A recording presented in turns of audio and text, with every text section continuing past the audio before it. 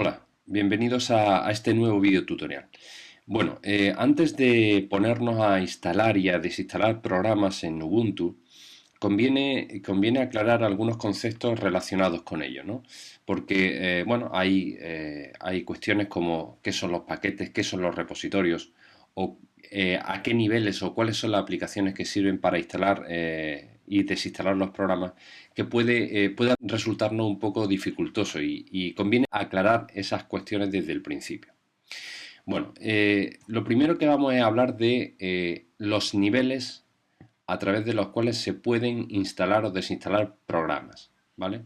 Concretamente, como veis en la imagen, vamos a imaginar que establecemos una escala entre entre los ordenadores y los humanos. De manera que hay aplicaciones o niveles que están más cerca de nosotros, de lo humano, de cómo nosotros lo vemos, lo entendemos o lo manejamos, y otros que están más cerca de los ordenadores, propiamente dicho. ¿De acuerdo? Bueno, los primeros que vamos a ver están relacionados con la interfaz gráfica, es decir, están dotados de una interfaz gráfica que de alguna manera los hace sencillos y que su manejo es sencillo y los acerca al humano, a cómo el humano los maneja. El primero del que tenemos que hablar es el centro de software. Este es exclusivo de Ubuntu y bueno, pues veremos videotutoriales en el que un videotutorial dedicaremos concretamente a trabajar precisamente con esta aplicación de centro de software. Es la más fácil e intuitiva, aunque también es la más limitada o la menos potente, podríamos decir. ¿Vale?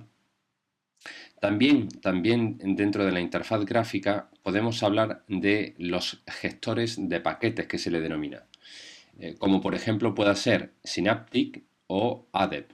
Synaptic es utilizado por ejemplo, la versión Ubuntu que estamos trabajando, mientras que, por ejemplo, para los entornos de escritorio KDE, como por ejemplo Kubuntu, pues se utilizan el ADEP. Nosotros dedicaremos un video tutorial a saber cómo manejar Synaptic. Synaptic es un entorno que puede resultar menos complejo, menos sencillo, es decir, más complejo, pero también es más potente. ¿Vale? Bien, digamos que estas son las aplicaciones que están cerca del humano. A partir de ahora vemos otras que quizás pueden aparentemente resultar más difíciles de utilizar, pero que casi que ofrecen mayor potencia si cabe que estos. Concretamente ya nos introducimos en la interfaz intérprete de comandos y a ese nivel digamos que la aplicación más cercana al humano es la conocida como Aptitude. Bueno, en este caso Aptitude es una aplicación que si bien se arranca desde la interfaz de comando, termina mostrando un entorno en modo texto con unos menús y una serie de opciones de forma guiada, de manera que es relativamente sencillo utilizarlo, si bien no deja de tener ese aspecto antiguo propio de las interfaces de texto. Bueno, es comentar que es no muy utilizado porque la mayoría de las personas o utilizan el Synaptic que está por encima o el que vamos a ver ahora mismo que es el que está un poquito por debajo. Ese es el apt. Apt es un comando que bueno, tiene a su vez una serie de subcomandos, apt-get, apt-caché, en fin, ya los veremos poco a poco, que en definitiva permiten con una interfaz pura y dura de comandos, pues instalar paquetes. La instalación no es muy compleja y de hecho cuando ya uno adquiere cierto nivel en el mundo de Linux suele ser fundamentalmente el que se utiliza, el apt. ¿Vale? Y por último podríamos hablar del dpkg. dpkg es un gestor también de paquetes, es el original y que apareció antes de apt. dpkg tiene un pequeño problema y es que no gestiona las dependencias, un concepto que veremos en la siguiente diapositiva, mientras que aptitude o apt sí que lo hacen. Conviene comentar que a la aplicación Aptitude o a la aplicación Synaptic se las conoce con el nombre de front-end. Front-end o frontispicio, que se le dice también, son, digamos, interfaces cercanas al humano, pero que en la realidad lo que hacen al final es ejecutar comandos de un nivel más bajo, de su back-end. En este caso el back-end sería el apt, mientras que Aptitude o Synaptic son front-end de apt. Bueno, esto lo digo más que nada por si lo veis por ahí escrito, que no os suene raro. Bueno, pues con esto terminamos lo que es la parte propiamente dicha de los niveles existentes a la hora de instalar aplicaciones. Por tanto, desde la más cercana al humano, el centro de software, vamos bajando hacia la más cercana a la máquina, Synaptis o ADEP, después Aptitude, después APT y finalmente DPKG. Bueno, comentado esto, no son los únicos, pero digamos que son los más importantes. Comentado esto, vamos a hablar de conceptos que son importantes, como los de paquete o los de repositorio. Bueno, un paquete de software, nos podemos preguntar qué es eso de un paquete de software.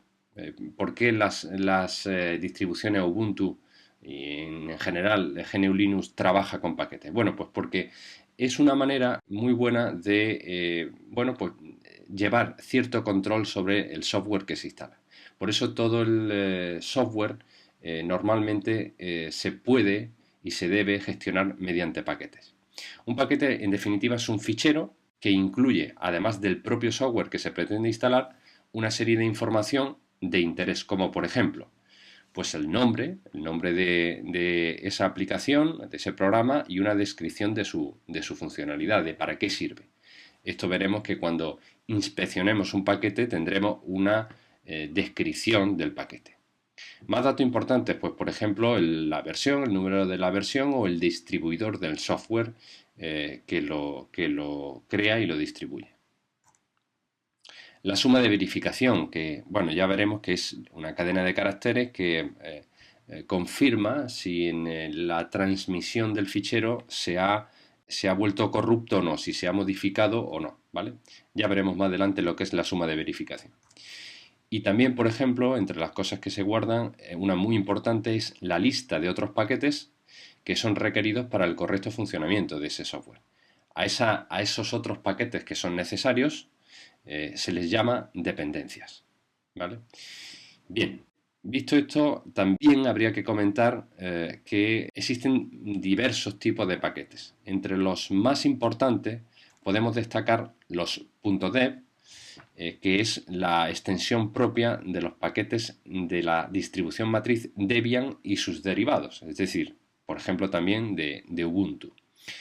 Bueno, resulta un poco curioso, pero que sepáis que el .deb viene del nombre que tenía la esposa, bueno, que tenía y imagino que vivirá, que seguirá teniendo, pero es la esposa del fundador de la distribución Debian, Ian Murdoch. Bueno, pues si juntáis el nombre de ella, el Deb, y el Ian de Ian Murdoch o Ian Murdoch, pues tenéis Debian.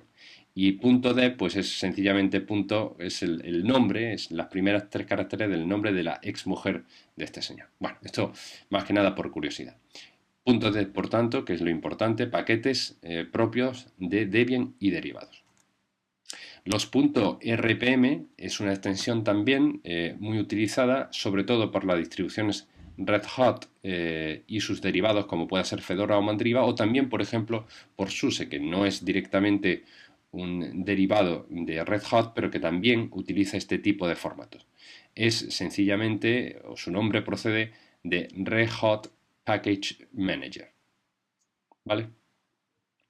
Bien, más tipos de paquetes que podemos encontrarnos, pues por ejemplo los .package, que son paquetes autoejecutables que en definitiva lo que intentan es facilitar la instalación de aplicaciones del entorno GNU Linux, pero con independencia de la distribución en la que nos encontremos o del escritorio, del entorno de escritorio que usemos, ya sea Genome, KDE, etc.